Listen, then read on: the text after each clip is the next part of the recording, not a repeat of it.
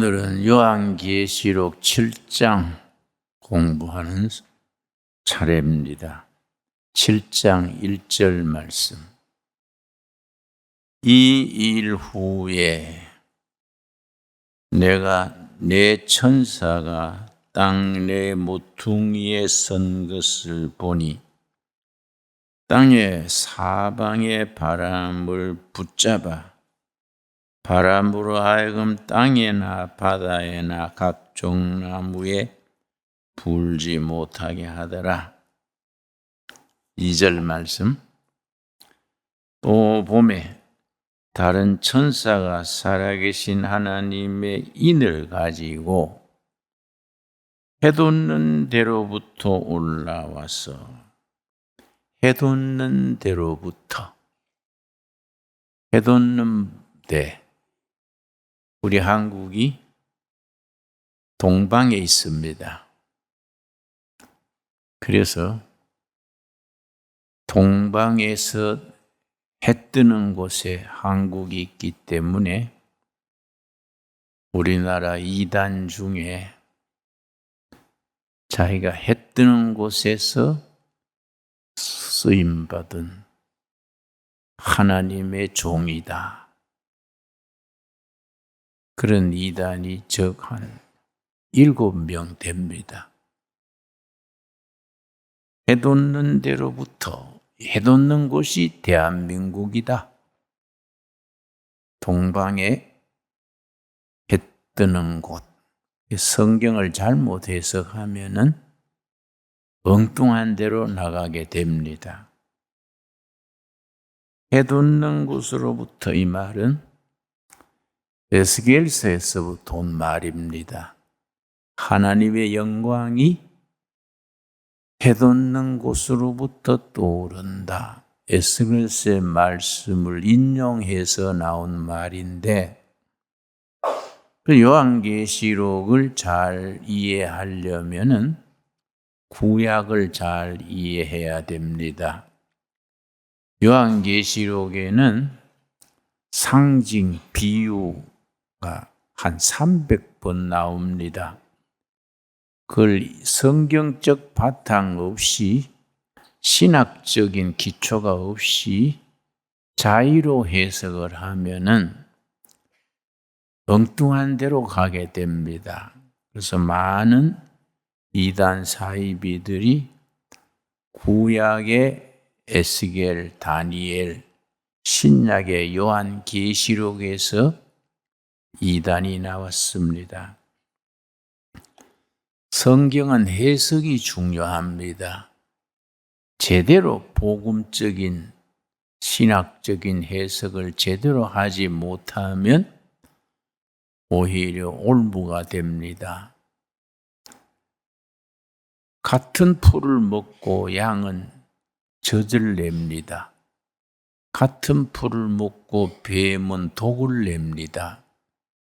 같은 말씀인데 그걸 해석해서 적용하는 사람에 따라서 구원의 복음이 되는가 하면 영혼을 타락시키는 영적 독소가 되기도 합니다. 그래서 요한계시록에 대한 바른 이해가 참 중요합니다. 우리 4장에서 하늘에 열린 문이 있었습니다. 하늘에 열린 문 아래 보좌가 있고 하늘의 보좌, 두 보좌가 있습니다. 땅의 보좌는 로마 황제가 앉아서 교회를 박해하고 성도들을 핍박하는 보좌입니다. 그걸 바다에서 나온 짐승이다, 666이다, 적그리스도다, 여러 가지로 표현합니다. 하늘의 보좌에는 하나님이 계셔서 모든 역사를 살피시고 성도들을 보호하시고 성도들이 땅에서 고난을 받지만은 일정 기간이다. 계속해서 고난받는 게 아니다. 네로 왕의 폭정, 또 로마 황제들의 폭정이 엄청났습니다. 그 박해 속에서 견디는 성도들에게 위로의 말씀으로 보낸 편지가 요한계시록입니다. 그래서 요한계시록의 주제가 죽임당한 어린 양 예수 그리스도.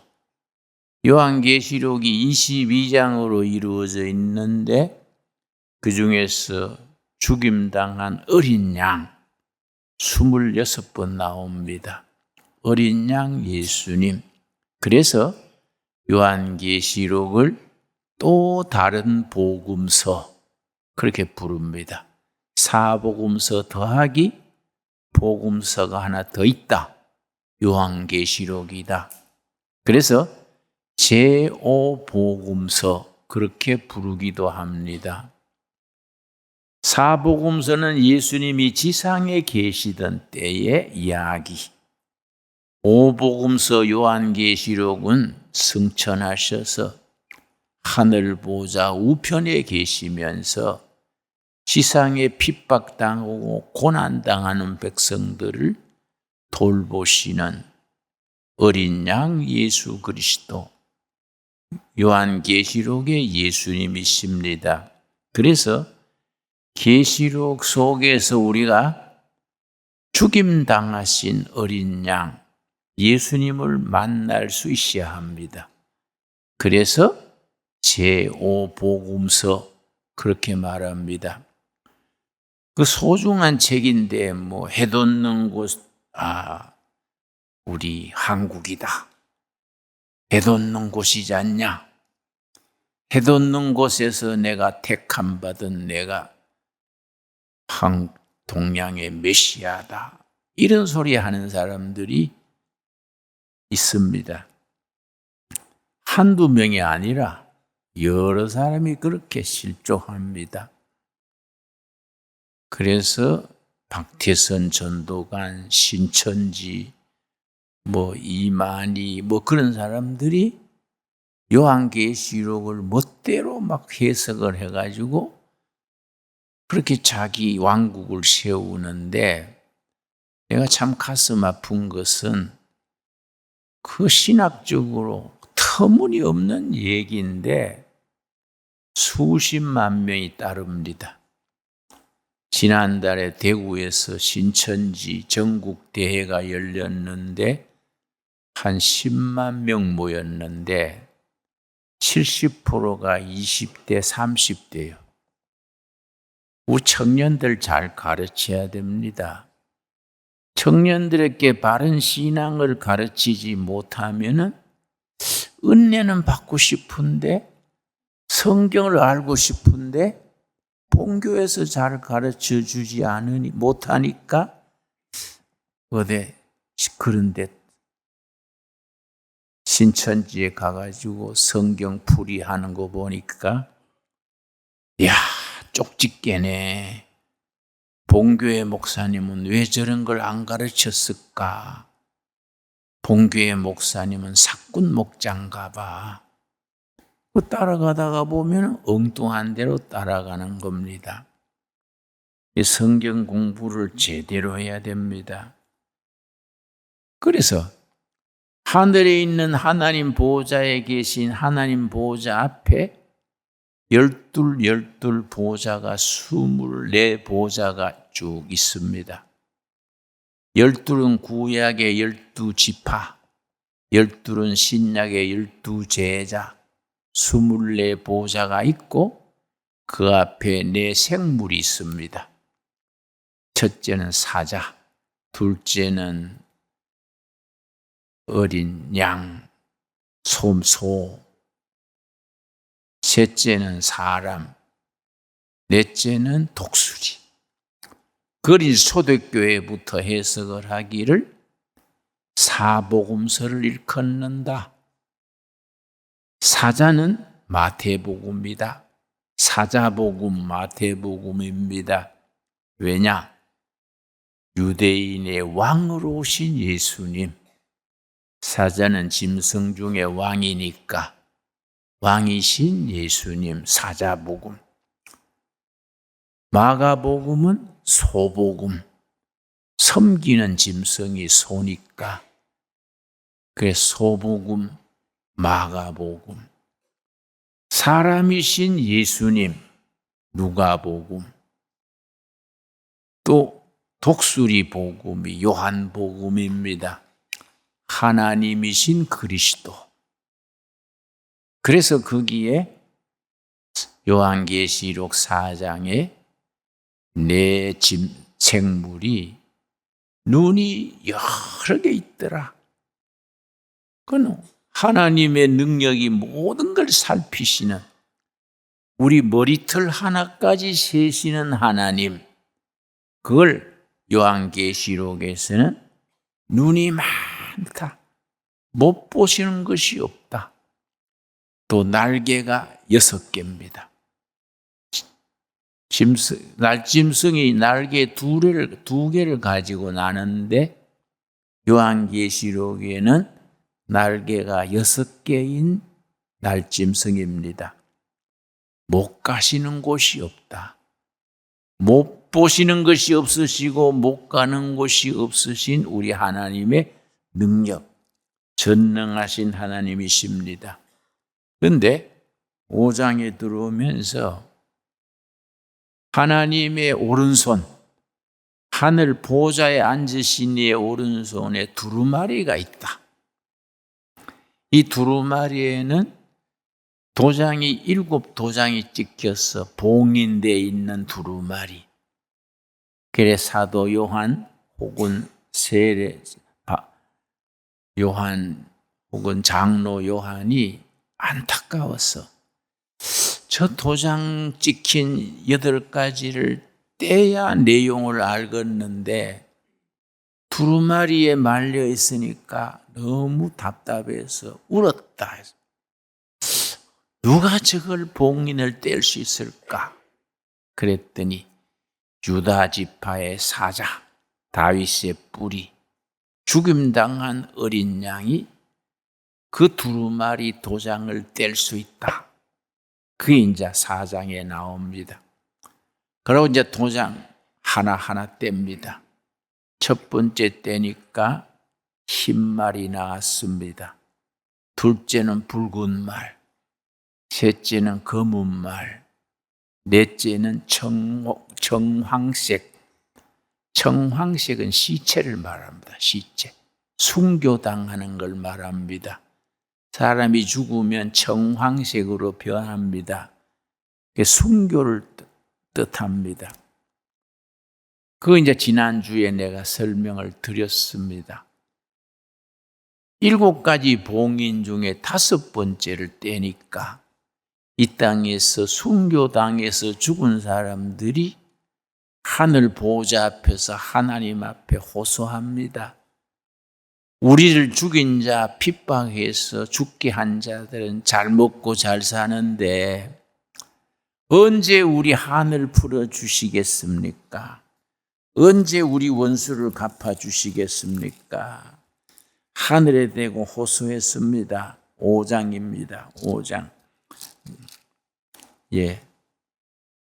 6장, 요한계시록 6장 10절 말씀. 자, 9절부터 봅니다. 7도장이 봉인되어 있는데 5번째를 떼니까 9절이지요. 6장 9절. 5째 인을 떼실 때에 내가 보니 하나님의 말씀과 그들의 가진 증거로 말미암아 죽임을 당한 영혼들이 제단 아래에 있어 순교당한 영혼들입니다. 이 땅에서 피 흘려 순교하고 하늘 보호자 앞에 있는 그 영혼들이 하나님 앞에 호소합니다. 10절.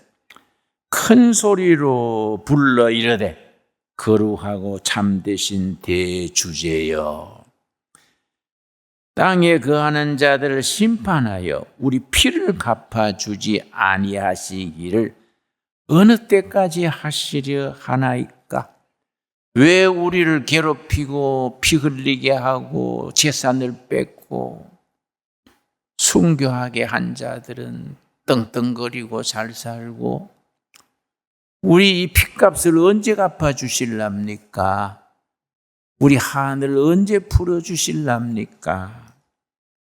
하나님께서 기막힌 대답을 하셨습니다. 11절입니다. 요한계시록의 깊이가 이런 데 있습니다. 6장 11절.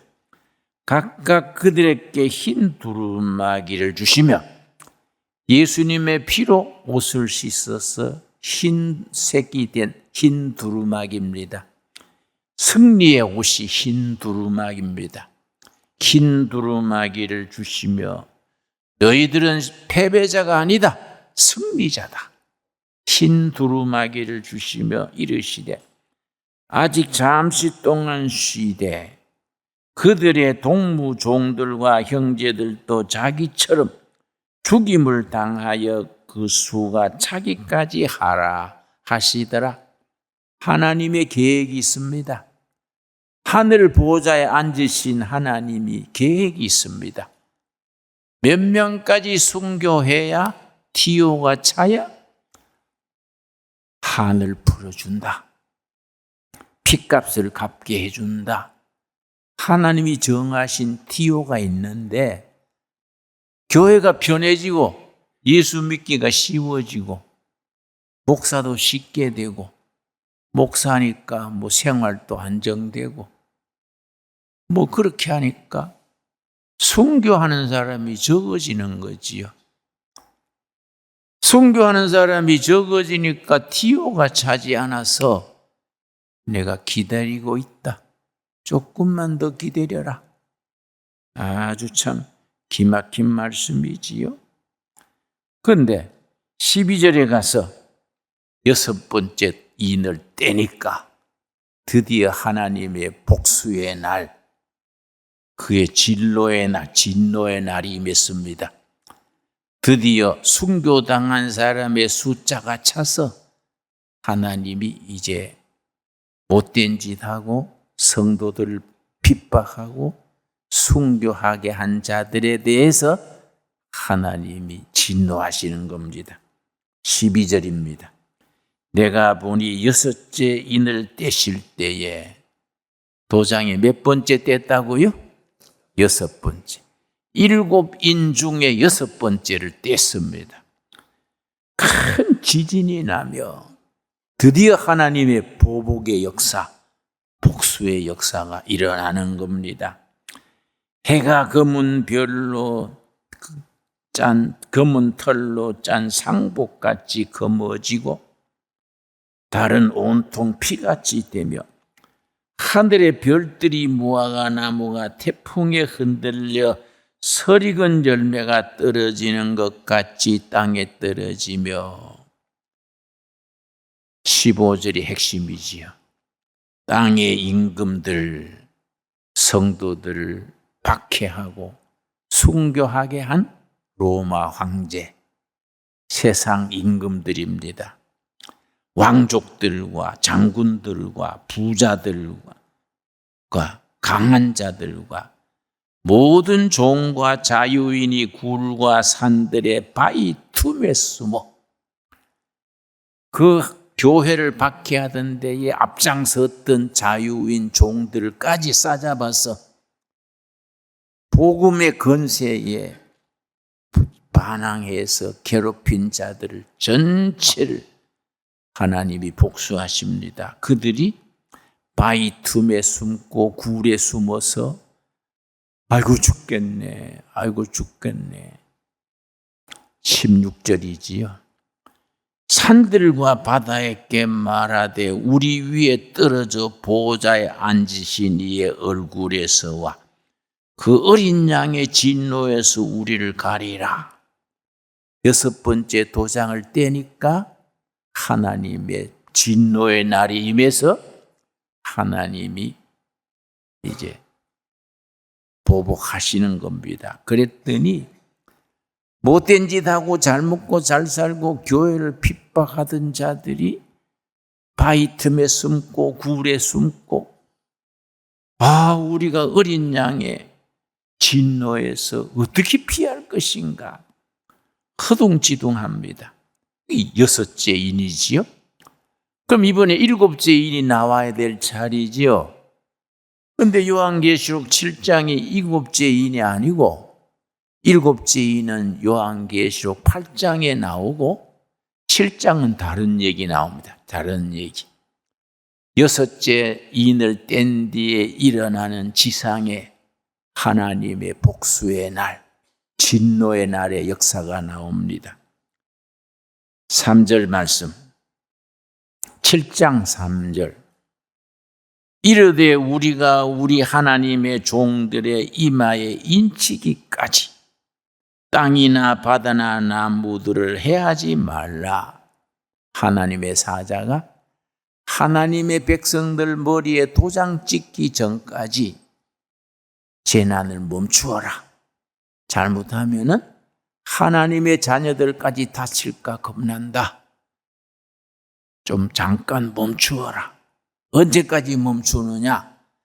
하나님의 복음에 순종하는 진실한 종들에게 이마에 도장을 찍어서 그들이 재난을 보호하게 해야겠다. 그 숫자가 얼마라는 겁니까? 4절. 이마에 도장을 찍어서 모든 환난 핍박에서 보호해 주는 사람의 숫자가 14만 4천입니다. 이 4절이지요. 그 말 많은 14만 4천이 거기에 나옵니다. 내가 인침을 받은 자의 수를 들으니 이스라엘 자손의 각 지파 중에서 인침을 받은 자들이 14만 4천이니 14만 4천 명은 하나님의 진노의 날에 심판과 재난에서 보호받습니다. 왜냐? 하나님의 백성들이기 때문에 보호해 주십니다. 그 14만 4천 명이 어떻게 계산 나오느냐? 5절입니다. 5절. 유다 지파 중에 인침을 받은 자가 1만 2천, 르벤 지파 중에 1만 2천, 12지파에서 한 지파에 12,000명씩 나오니까 12 곱하기 12,000, 14만 4천이지요. 12지파가 쭉 나오는데 한 지파가 빠졌어요. 단지파가 없어요. 단지파. 성경, 구약 성경 중간쯤부터 요한계시록 사이에 단지파가 사라졌습니다. 성경학자들은 그 단지파가 왜 사라졌냐? 왜 아무 기록 없이 단지파가 사라져 버렸냐? 단지파가 어디로 갔을까? 그 연구를 다 해요. 한국의 부흥사님들 중에 바로 우리 한민족이 단지파다. 12지파 중에 단지파가 걷고 걸어서 천산산맥 지나서 만주벌판 지나서 조선 반도로 와서 대한민국을 이루었다. 증거가 있다. 무슨 증거냐? 단지파가 없어졌는데 우리가 단군 자손 아니냐? 그걸 믿거나 말거나 하는 거지요. 단군, 김군, 박군, 단군이니까.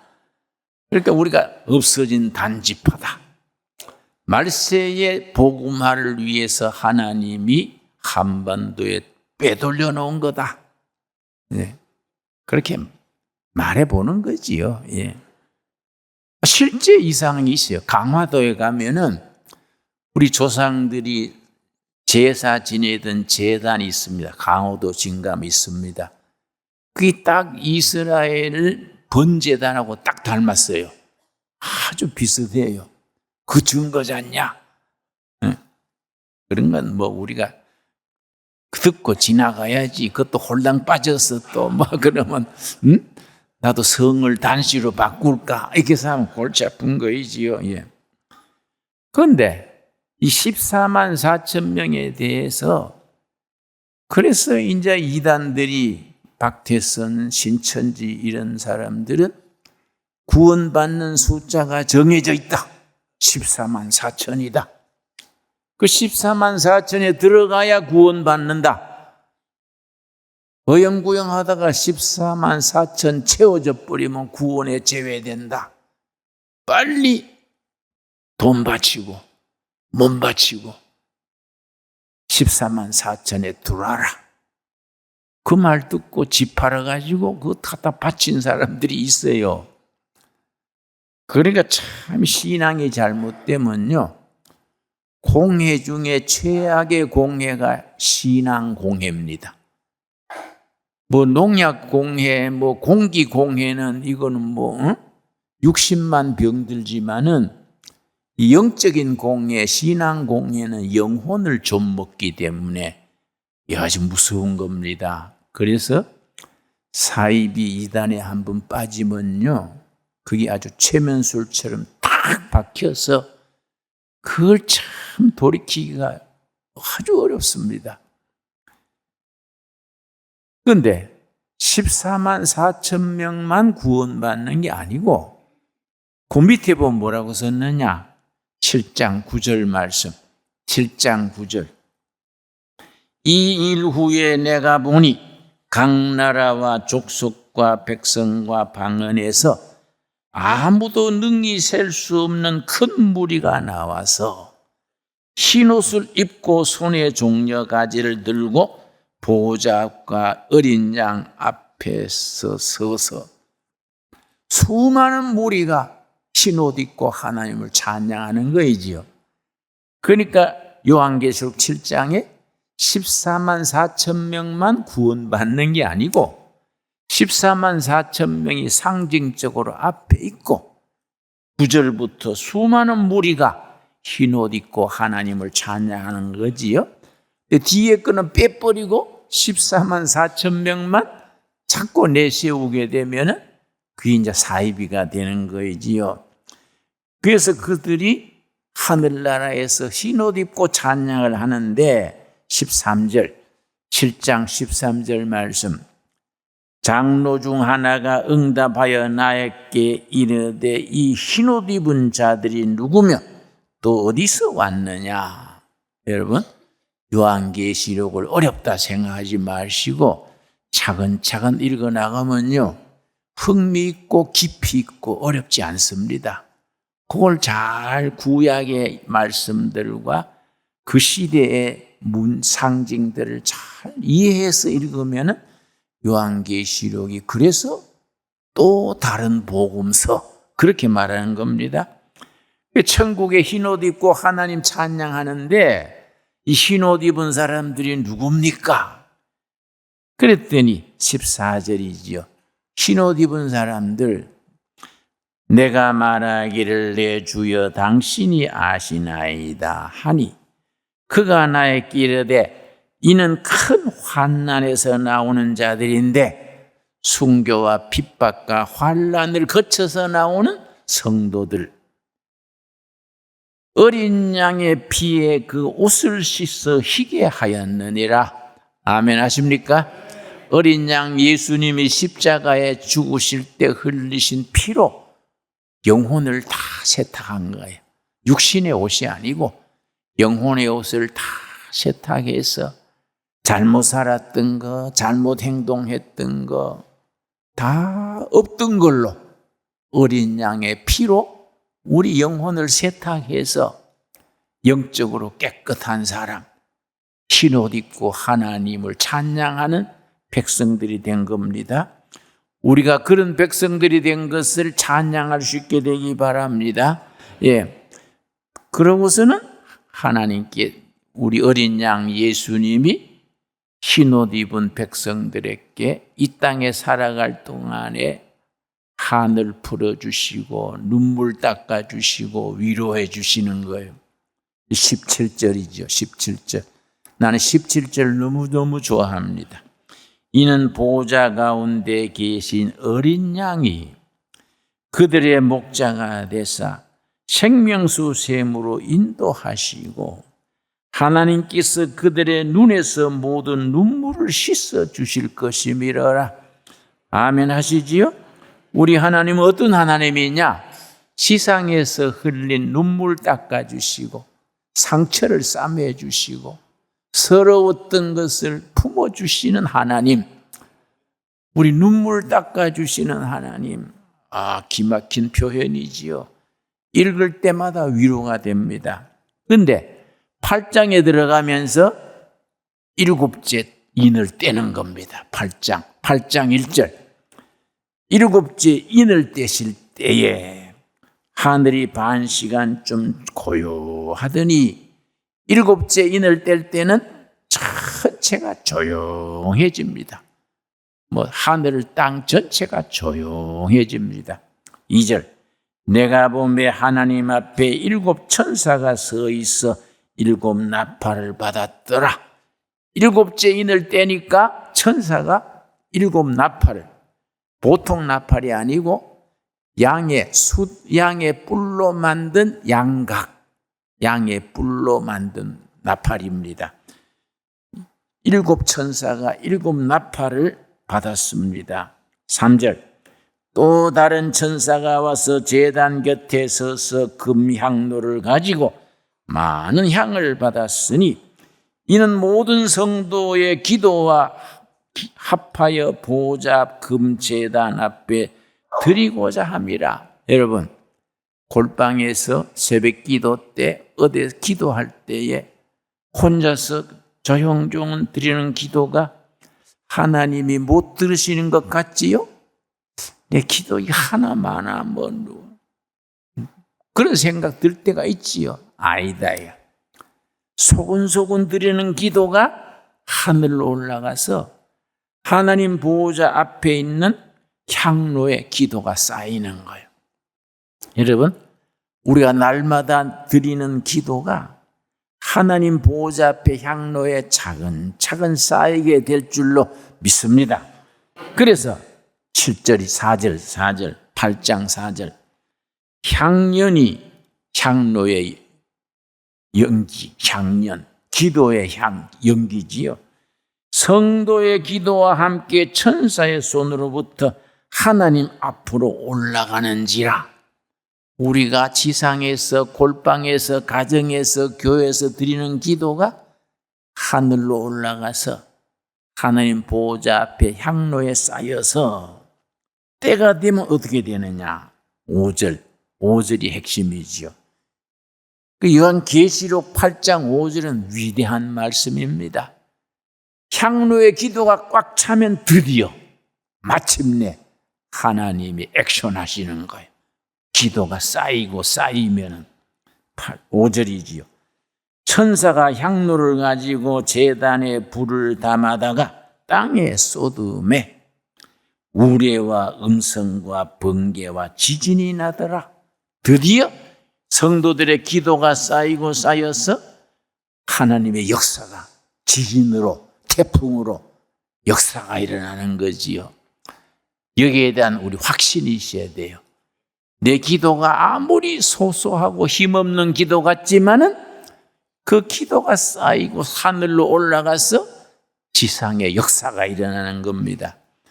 우리나라 시인 중에 박노해, 노동운동 출신이어서 노동자의 해방, 그래서 이름이 박노해예요. 박노해 시인이 쓴 기도의 시가 있습니다. 시 제목이 기도는 나의 힘. 박노해 시인의 기도는 나의 힘. 내가 좋아하는 시인데요. 힘 있는 자는 기도하지 않는다. 돈 있는 자는 기도하지 않는다. 성공한 자는 기도하지 않는다. 그들은 기도하지만 기도 드리지 않는다. 그들은 하늘을 부르지만은 오직 땅 위에 대고 땅 위에서 이루어지기를 바랄 뿐이다. 어린 나이에 천진한 기도는 하늘에 닿는다. 무력한 자의 간절한 기도는 하늘에 통한다.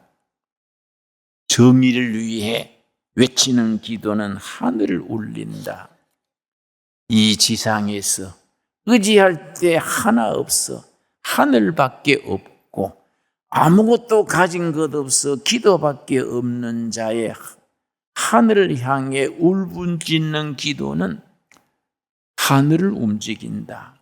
끝에 뭐라고 썼느냐 하면은 하늘에 통하는 기도는 그 가슴에 하늘이 깃들듯이 하나님을 향해서 기도하는 사람은 그 가슴에 하늘의 은혜가 깃든다는 말이지요.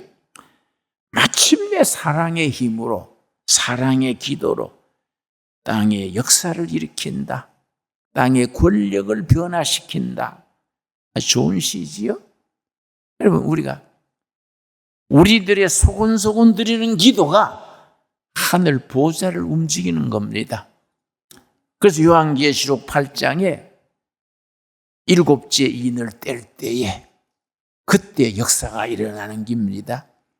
성도들의 기도가 하늘에 쌓여서 쌓인 기도가 역사해서 지상의 지진, 태풍, 바람을 일으켜서 세상의 잘못된 질서, 억압당하는 자의 서러움, 무능한 자의 그 기도가 하늘을 움직이는 힘이 되는 겁니다. 요한계시록의 말씀이 우리들의 삶에서 살아서 움직일 수 있게 되기 바랍니다. 기도하겠습니다. 하나님 감사합니다. 저희로 하여금 기도하는 자가 되게 하셔서 감사합니다. 우리의 기도가 소곤소곤 드리는 힘없는 기도지만은 하나님 보좌 앞에 향로에 쌓여서 태풍을 일으키고 지진을 일으키고 세상을 변화시키는 기도가 될 줄로 믿습니다. 그런 확신을 가지고 기도하는 하나님의 자녀 되게 하시며 언젠가 천국 가서 흰옷 입고 하나님을 찬양하는 그날을 바라보고 오늘의 고달픔과 오늘의 시련과 오늘의 아픔을 이겨나가게 하여 주시옵소서. 우리 위에 죽음당한 어린 양 예수님을 바라보고 우리들이 승리자가 되게 하옵소서. 예수님 이름 받들어 기도드렸사옵나이다. 아멘.